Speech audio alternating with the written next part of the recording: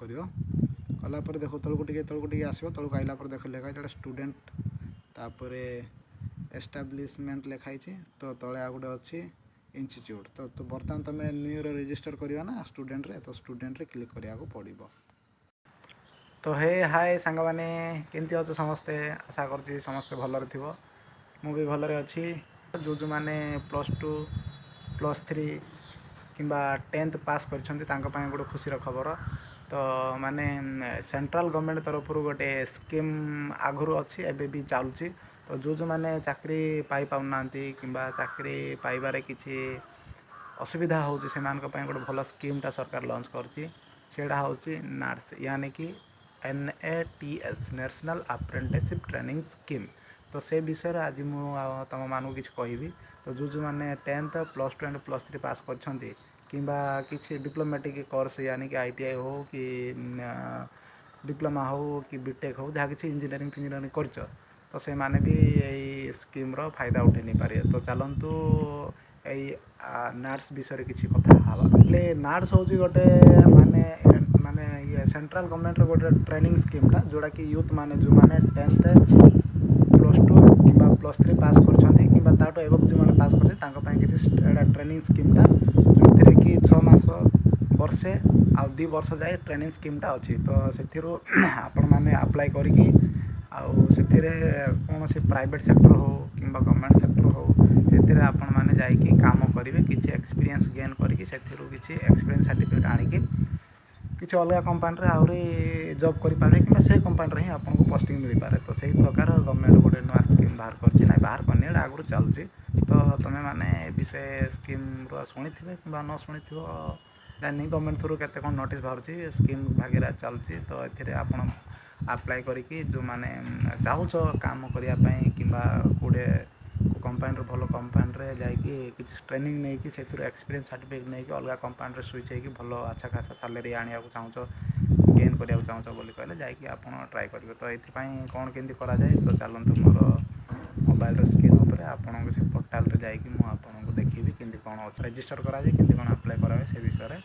देखिबी चलंतु तो सांग माने सेति पई निजर मोबाइल फोन रे थिया क्रोम ब्राउजर टा को ओपन करंतु देखंतु मु ओपन करछि तो ओपन कला परे सर्च करंतु एठे NATS हैला कौन लिखिए NATS लिखिकी सर्च करिए है सर्च कला पर देख प्रथम जो वेबसाइटा आछी से वेबसाइट रे क्लिक करियो NATS है प्रथम वेबसाइट क्लिक कर देखो तो ओपन कला पर ये गोटे प्रकार एडवर्टाइजमेंट देखो ताको तुम क्रॉस चिन्ह रे क्लिक करके ताको रिमूव करियो कला पर देखो तलको टिके आसो तलको आइला पर देख लिखा है स्टूडेंट तापर एस्टाब्लिशमेंट लिखाई तो तले आ गोटे अच्छी इंस्टीट्यूट तो बर्तमान तुम न्यू रजिस्टर करवा ना स्टूडेंट रे तो स्टूडेंट रे क्लिक करिया को पड़िबो है स्टूडेंट रे क्लिक कला पर तले दुईटा ऑप्शन देखियो देख जनरल स्टूडेंट तापर एपीडी स्टूडेंट माने जो माने ऑलरेडी रजिस्टर करके बर्तमान ट्रेनिंग रे अछंती से माने सेकेंड नंबर क्लिक करियो जो माने बर्तमान नुआ रजिस्टर करियो से माने जनरल स्टूडेंट रे क्लिक करियो तो तुम बर्तमान नुआ रजिस्टर करियो तो सेति जनरल स्टूडेंट रे क्लिक करियो देखो जनरल स्टूडेंट रे क्लिक कला पर तलको टिके स्क्रॉल करियो तलको कला पर दुईटा ऑप्शन और देखियो देख स्टूडेंट रजिस्ट्रेशन देखियो आ गोटे जगह स्टूडेंट लॉगिन तो मु बर्तमान एबे तुमको टिके पर कहली जो माने ऑलरेडी रजिस्टर करके बर्तमान ट्रेनिंग रे अछन से माने स्टूडेंट लॉगिन रे क्लिक करि पारबे आ जो माने तुम तो नुआर करछो तो नुआर स्टूडेंट रजिस्ट्रेशन रे तुम क्लिक करियो तो स्टूडेंट रजिस्ट्रेशन रे क्लिक करो देखो मु क्लिक करली क्लिक कला पर तुमको देखो कि दो तीनटा ऑप्शन देखैबो एठे देखो यही सब डॉक्यूमेंट गुड़ा थिले जाकि तुम अप्लाई करि पारियो कोन से आधार कार्ड दरकार एटे ईमेल आईडी दरकार मोबाइल नंबर दरकार गोटे फोटो साइज दरकार सान फोटो साइज दरकार आधार कार्ड सहित जो मोबाइल बैंक अकाउंट लिंक अच्छी से बैंक अकाउंट दरकार तापर तुम जहाँ सब पढ़ी डिग्री क्वालिफिकेशन डॉक्यूमेंट्स याक दरकार तापर तुम पासबुक डिटेल्स दरकार सब ये सब दरकार भला तले लिखाई do you have above data to enroll माने ये सब डाटा जो लिखाई से जाक सब तुम पाखे डॉक्यूमेंट अच्छी कि जब अच्छी ताहले येस कर तापर आगू बढ़िया देख मु येस करदेली